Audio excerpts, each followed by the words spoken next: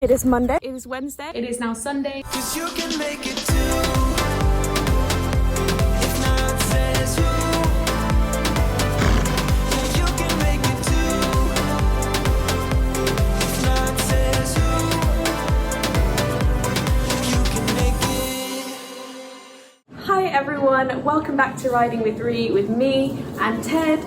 Today I'm going to take you through a weekly horse riding schedule and show you how to set one up for yourself.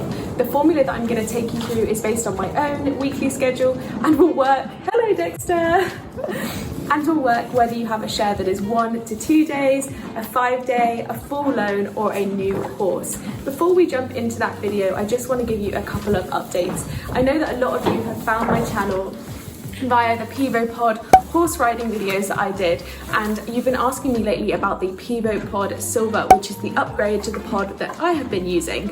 I wanted to let you know that the Pivo team have been in touch with me and they are actually very kindly sending me a Pivo Pod Silver, so I'm super excited to be able to do a new unboxing, a new setup and a new footage video with that Pivo Pod S. If there is anything that I didn't answer in my last video or something you're struggling with your Pivo Pod, drop that in the comments below and I will try and include it in that new video.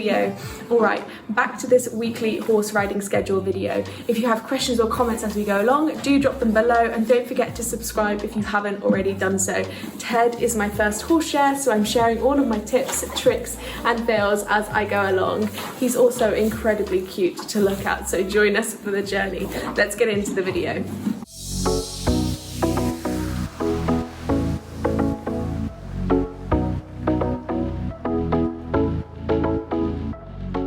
It is Monday, we are just heading down to the gallop field, walking on the farm. We went in the school yesterday, did some lovely pole work as you may have seen. So today we're just getting out and about, a little bit of fun. It's essentially what would be a hack normally. Oh, the ponies have joined us. How cute is that? I won't go into too much detail about today's gallop because I have a whole video coming up on my gallop training schedule and what I do to get Ted fit for the summer. But cantering and galloping and hacking out is a really big part of my weekly schedule. It's a chance to get out of the school, to let Ted relax, to let him have some fun and blow the cobwebs away. I really want him engaged and in the moment with me when we are riding in the school, and I can't do that if every single time I ride him it's in the school because he's going to get bored and he's eventually going to switch off. Hacking is really good for you letting your horse relax. It's great for fitness, especially because the ground is sometimes uneven, and if you can find a nice hill to canter up, it's going to do wonders for your fitness. It's also good for your horse's confidence. If you're hacking out alone or if you're hacking out in company, you're always coming up against new things. There's new things to look at, new things to deal with, and it's just good for getting them thinking in a different way. So as I said, today took him down to the straw field. We had a walk, trot, canter, some of that in a little bit of an outline, and then just let him have a nice controlled gallop at the end.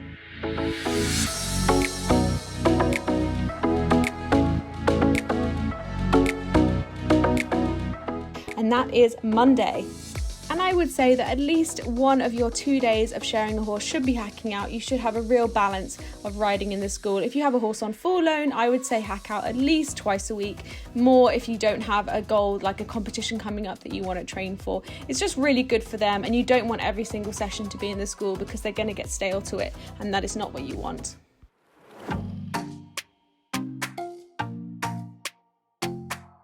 Alright, it is Wednesday, it is flat work day.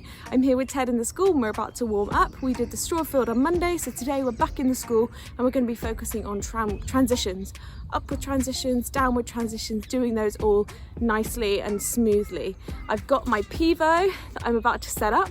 Less so for you guys this time and more just for me to watch and see how we're getting on and maybe send a few pieces to my instructor and ask her opinion.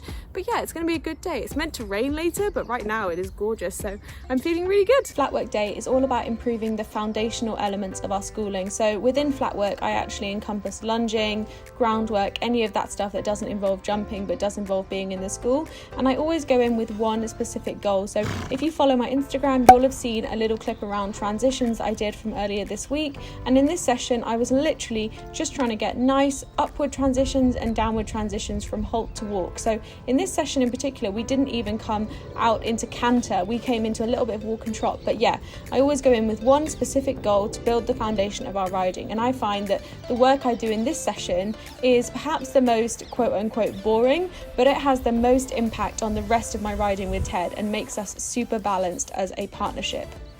So my tips for you on building this into your workload would just be go in with a specific goal and come out when you have achieved that goal. You don't need to spend hours and hours going round on the bit, you just need to have one goal that is going to build up to something you are trying to achieve with your horse. So to recap, on Monday we went hacking and galloping, on Wednesday we did some flat work, it is now Sunday and we are going to do some pole work. This would normally be a jumping day for us, but since it is in lockdown, we are not jumping. And I should note that hacking on Monday was just around the farm. I'm not going outside of the farm at this time.